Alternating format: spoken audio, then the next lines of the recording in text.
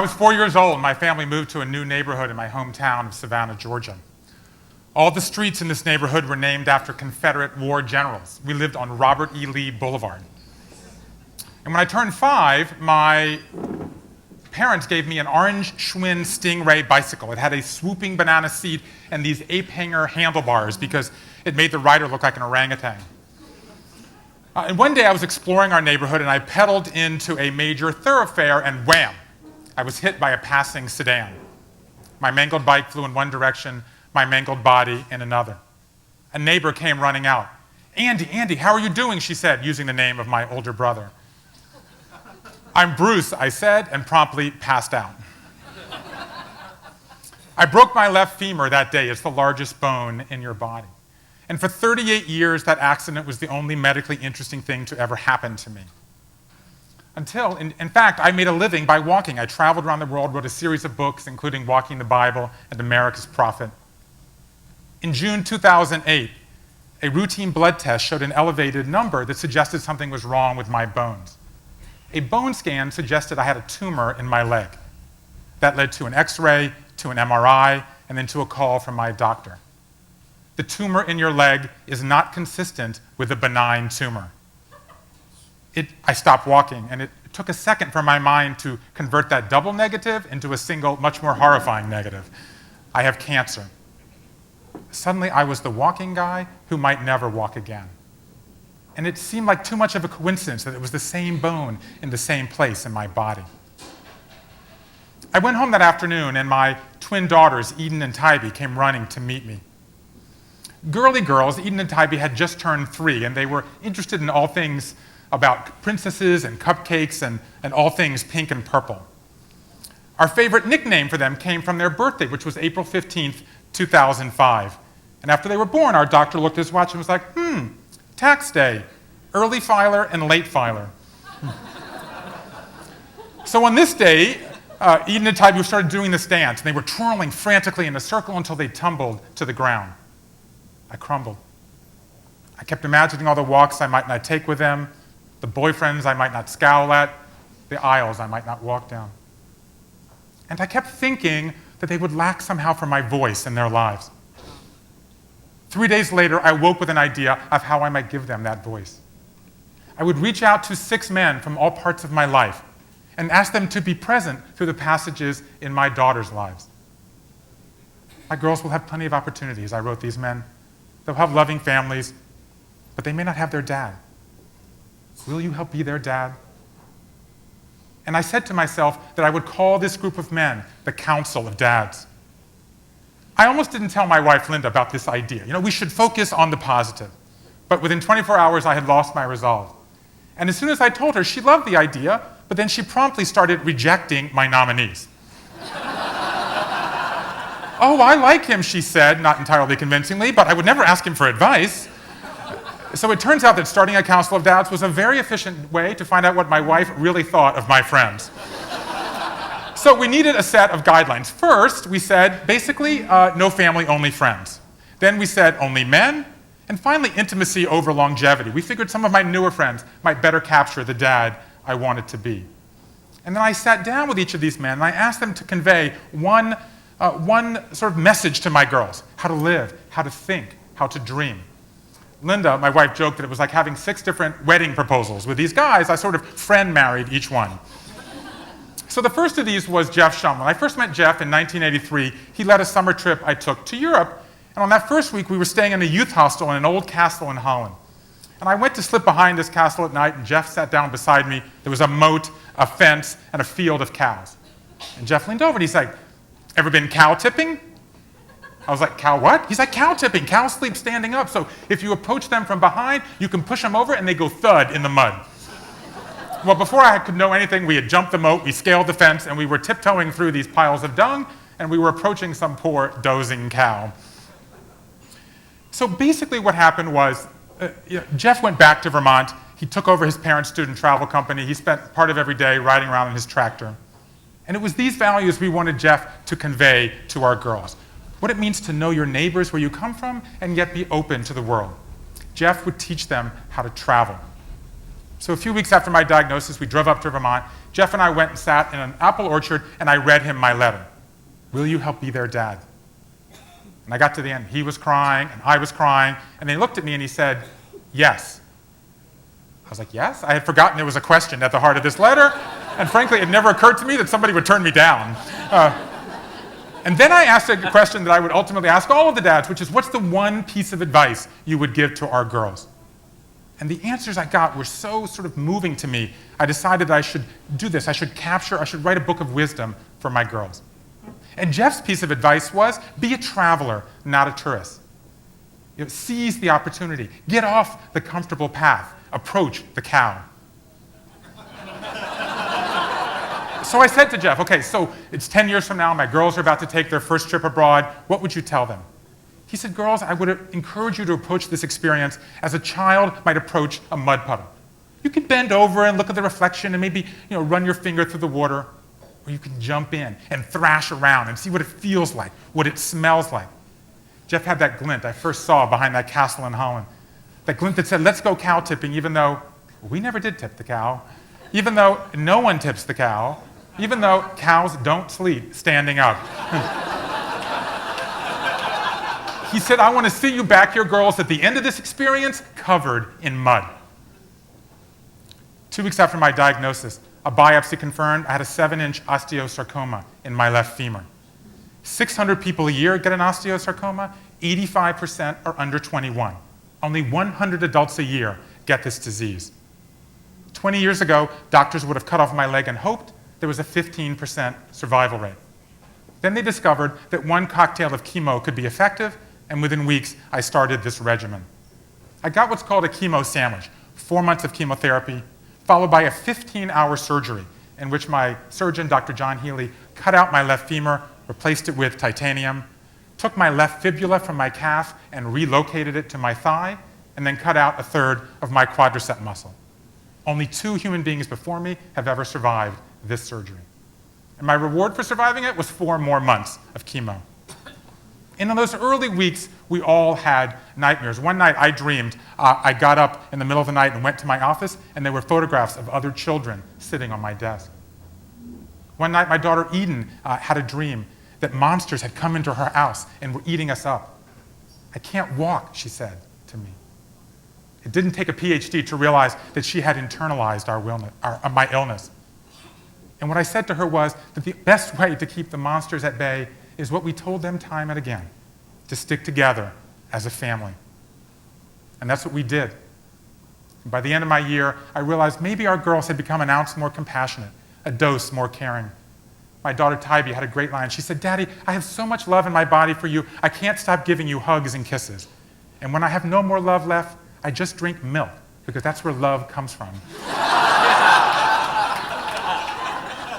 And one night my daughter Eden came to the side of my bed, and as I got out to take her back to her room, she reached to hand me my crutches.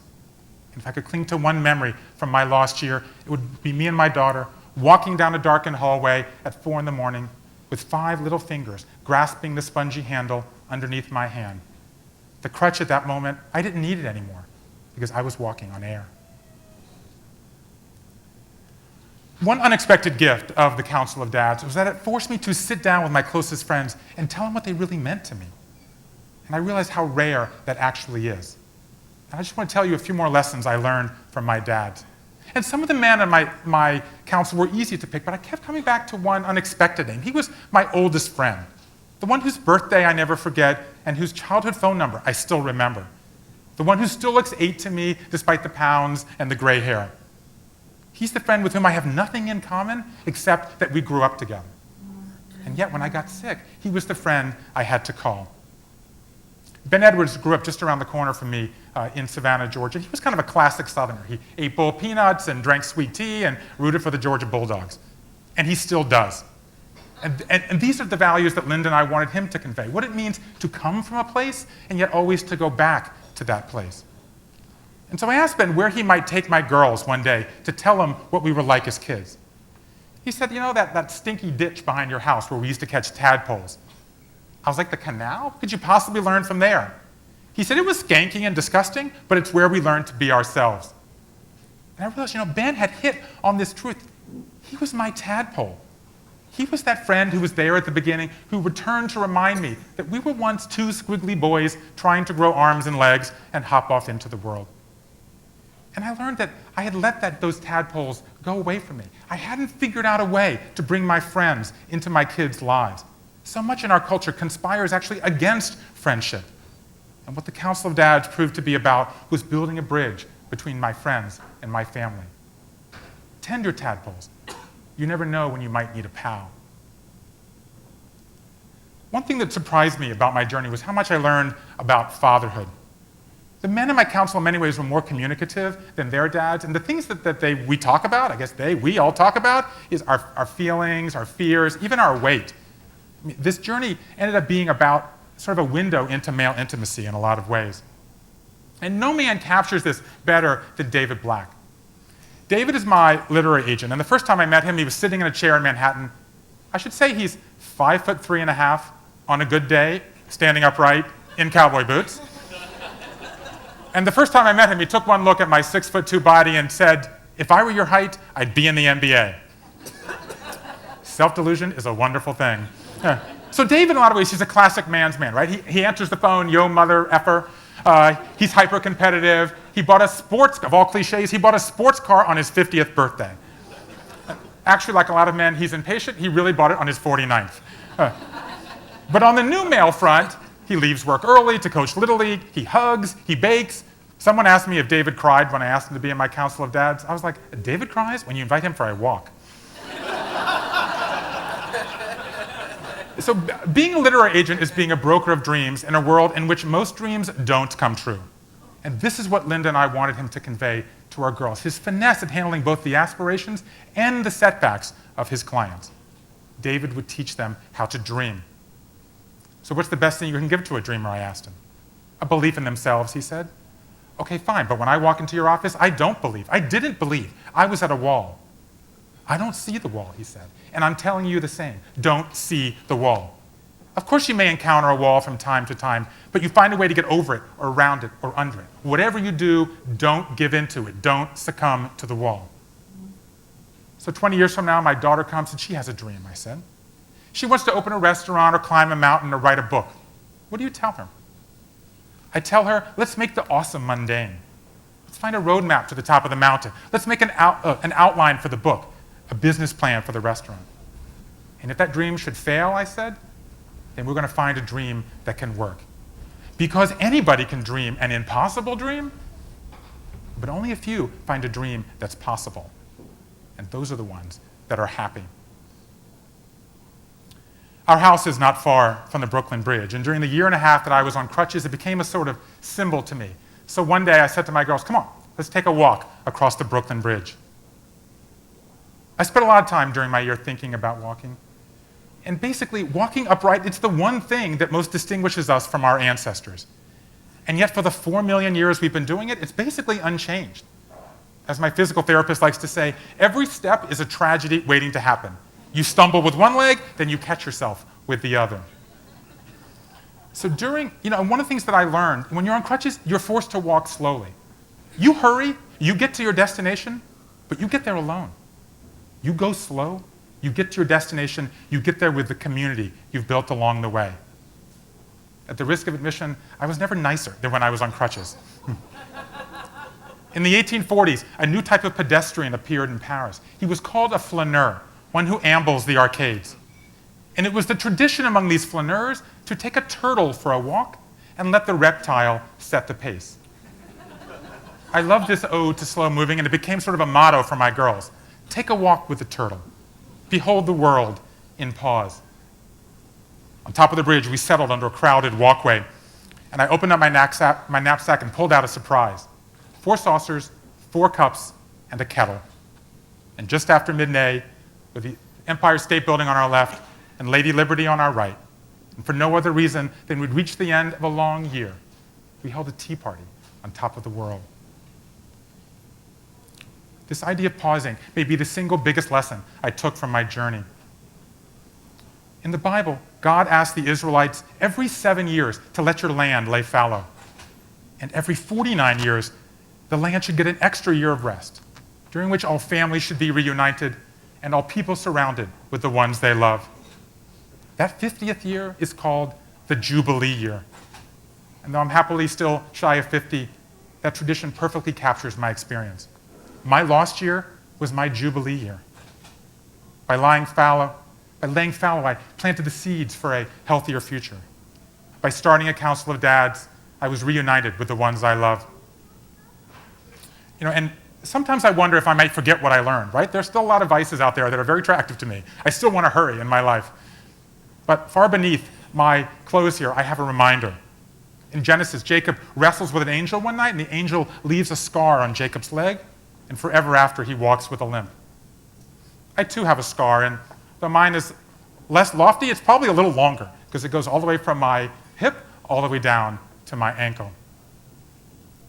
On the 1-year anniversary of my diagnosis, I went to see my surgeon, Dr. Healy. By the way, Healy? Great name for a doctor. So like today, I was cancer-free, and I was beginning to take my first steps. And I said, Doctor, if my girls come to you and say, what should we learn from our daddy's story? What will you tell them?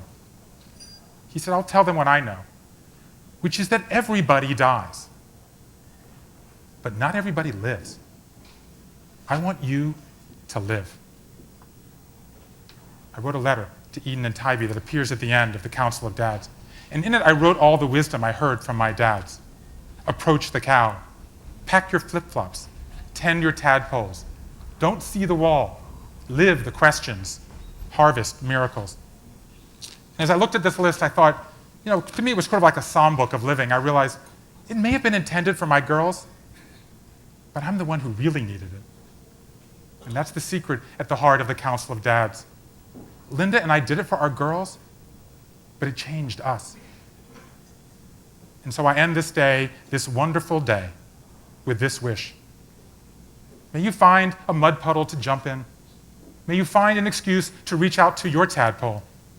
May you find a way to get over, around, or through any wall that stands between you and one of your dreams.